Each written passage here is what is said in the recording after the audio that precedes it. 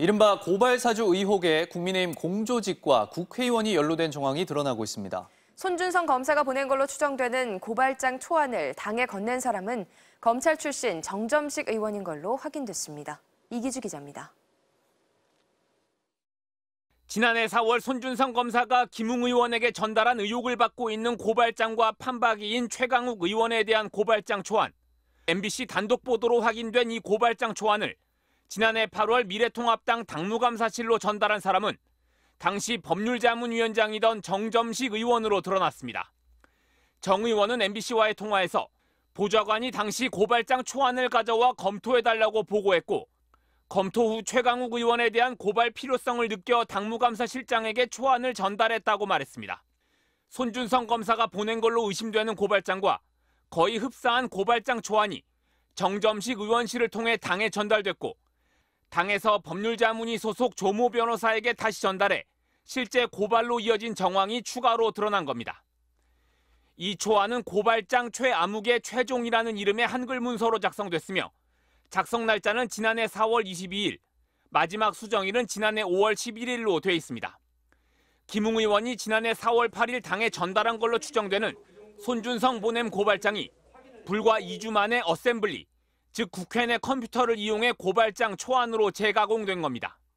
하지만 정점식 의원은 문제가 된 고발장 초안의 출처는 자신도 모른다고 주장했습니다.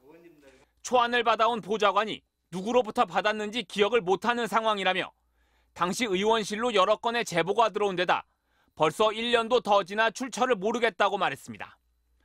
이른바 고발 사주가 실행되는 과정에 당의 공조직과 검찰 출신 의원이 개입한 것 아니냐는 의혹이 확산되자 국민의힘은 공명선거 추진단을 출범시켜 진상조사에 나섰습니다. 원문에 입수해가지고 어떤 경위인지 살펴볼 수 있도록 그렇게 하겠습니다. 이런 부분도 역시 김재원 최고위원님께서 맡으시는 공명선거 추진단에서 살펴볼 수 있도록 그렇게 조처하겠습니다. 하지만 의혹 보도 일주일이 돼서야 당 차원의 조사기구를 구성하면서 늑장조사라는 지적을 피하기 어려워 보입니다. MBC 뉴스 이기주입니다. 오늘 코로나19 신규 확진자 수는 1,900명대로 예상됩니다. 방역당국은 수도권의 유행세가 꺾이는 시점이 4차 대유행의 정점이라고 전망했습니다. 김수근 기자입니다. 어젯밤 9시까지 전국의 코로나19 신규 환자는 1,765명으로 잠정 집계됐습니다. 전날 같은 시각 집계보다 161명 줄었는데 저전까지 환자를 더하면 1,900명 안팎을 기록할 것으로 보입니다. 특히 수도권 지역의 신규 환자가 1,325명으로 전체 환자 중 75%를 차지했습니다. 최근 일주일간 인구 10만 명당 확진자 발생률 역시 수도권 4.6명, 비수도권 2명대로 수도권의 전파 속도가 2배 이상 빨랐습니다. 방역당국은 추석 연휴 기간에 수도권과 비수도권을 오가는 사람이 늘면서 전국적으로 유행이 번질 것을 우려하고 있습니다. 수도권의 확진자 증가세가 아직 진정되지 않고 있습니다. 수도권의 유행이 줄지 않는다면 추석 연휴를 통해 비수도권으로 증가세가 확산될 위험이 높습니다. 4차 대유행의 정점은 수도권 유행세가 꺾이는 양상이 확연하게 나타낼 때라는 게 방역당국의 판단입니다. 정부는 백신 접종 속도를 고려하면 이번 달 중순이나 하순에는 환자 규모가 감소세로 돌아설 수 있지만 자칫 방심하면 큰 유행으로 확산할 수 있는 만큼 방역 수칙을 준수해달라고 당부했습니다. MBC 뉴스 김수근입니다. 탈레반이 장악한 아프가니스탄에서 외국인 100여 명이 민항기를 타고 빠져나왔습니다. 미군이 아프간에서 완전 철수한 지 열흘 만에 이뤄진 첫 번째 대규모 출국입니다. 정영훈 기자입니다. 아프가니스탄 카불 국제공항, 활주로에 대기하고 있던 카타르 국적 비행기에 승객들이 줄지어 탑승합니다. 탈레반이 점령한 아프간에서 아직 탈출하지 못하고 남아있던 외국인들입니다. 승객들은 미국인을 포함해 독일, 캐나다, 영국인 등 모두 100여 명. 이들이 탄 민항기는 몇 시간 뒤 카타르 도하 국제공항에 무사히 도착했습니다. 지난달 30일 미군이 완전 철수한 뒤로 민간 항공기를 통한 출국이 처음 재개된 겁니다. 외신들은 탈레반이 이들의 아프간 출국에 동의했다고 보도했습니다. 이를 위해 카타르 정부는 일주일 전부터 공항을 운영할 기술팀을 아프간에 파견했습니다. and we thank them for their cooperation. And this is actually what we are expecting from Taliban, to see these positive statements demonstrated in actions. 아프간 주재 카타르 특사는 이 항공기가 탈출기가 아닌 정기 운항편이라며 내일도 운영될 거라고 밝혔습니다. 탈레반 측도 카불 공항이 곧 정상화될 거라고 확인했습니다. 미국은 지금까지 자국민 6천 명을 포함해 아프간 현지 조력자 등 모두 12만 4천 명을 대피시켰습니다. MBC 뉴스 정영훈입니다. 여야의 대선 레이스 살펴보겠습니다. 64만여 명이 참여한 민주당 경선 1차 선거인단의 투표율이 70%를 돌파했습니다. 대세를 굳히려는 이재명 후보와 배수진을 친 이낙연 후보의 경쟁이 치열합니다. 조명아 기자입니다. 이낙연 후보의 의원직 사퇴 행보와 차별화라도 하듯 경기도 일정에 집중한 이재명 후보. 이낙연 당대표 시절 최고위원이었고 경기도 공공기관 이전 문제를 두고 갈등해왔던 염태영 수원시장과 정책 협약을 맺으며 새 분리기까지 이어갔습니다. 염태영 시장님 아주 역량 있으시고 또 아이디어 넘치시고 수원시에 가장 도움되는 방식으로 이전 부지들이 활용될 수 있도록 하겠습니다.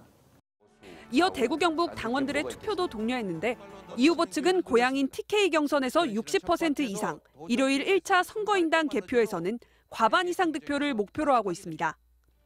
최대 승부처인 이달 말 호남 경선전에 흐름을 결정짓겠다는 구상입니다. 배수진을 친 이낙연 후보는 당 지도부의 만류에도 의원직 사퇴 의사를 거듭 분명히 했습니다. 하루 만에 의원회관 사무실을 비웠고 보좌관 면직 절차에도 착수했습니다. 불안한 후보로는 정권 재창출이 어렵다고 이재명 후보를 겨냥하면서 흐름을 돌리기 위해 모든 걸 던지겠다고 강조했습니다. 비교적 높은 지지를 받고 계시는 분들 좀 불안합니다. 정책이라든가 살아온 궤적이 좀 걱정스러워서. 이낙연 캠프 선대위원장인 서른 의원도 의원직 동반 사퇴를 밝히려다가 주변의 만류로 번복하는 해프닝을 빚기도 했습니다. 정세균 후보는 야권 홍준표 후보의 상승세를 강조하며 홍준표 대항마를 자처했고 박용진 후보는 입시 공정감독원 설치 등 교육 공약을 발표했습니다. 어제로 마감된 1차 선거인단 온라인 투표율은 70%를 여유 있게 돌파했고 결과는 일요일 공개됩니다. MBC 뉴스 조명아입니다. 국민의힘 대선 주자들은 이른바 국민 면접에서 면접관들의 질문에 진땀을 흘렸습니다. 윤석열 후보는 최근 상승세인 홍준표 후보를 강하게 견제했습니다. 김지경 기자입니다. 최근 지지율 상승세인 홍준표 후보는 과거 성차별, 성희롱성 발언들 때문에 여성 표심은 어떻게 확보할 거냐 난감한 질문에 이렇게 대응했습니다. 그 여성 비하, 막말, 발언 이런 것들이 굉장히 좀 안 좋은 이미지로 남아서 차마 홍준표는 못 찍겠다 이런 거가 많은 거 아닌가요? 그렇습니다. 아, 맞네요. 야, 제가 이어서 좀 질문을 드릴게요. 너무 쉽게 인정을 하셔서. 그게 막말이라면 내 수용을 하겠는데 그건 성적 희롱은 아니죠.